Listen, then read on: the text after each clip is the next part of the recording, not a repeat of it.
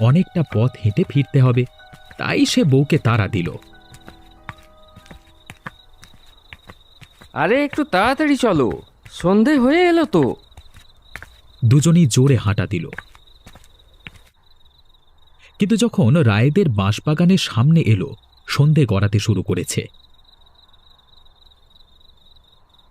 সন্ধে যে নেমে এলো, কি করবে? এই বাঁশবাগানের ভেতর দিয়ে যাওয়াটা কি ঠিক হবে? সঙ্গে আবার এক ডাব্বা ভাজা মাছও আছে। আচ্ছা শোনো না, এক কাজ করা যাক, তুমি বরং ওই টিফিন ডাব্বাটা আমাকে দিয়ে দাও। নবীন কাঁধ থেকে ব্যাগটা নামালো, বের করলো টিফিন কৌটোটা। এই যে, নিয়ে নাও। নবীনের বউ কৌটোটা থেকে ভাজা মাছগুলো ঢাললো নিজের আঁচলে।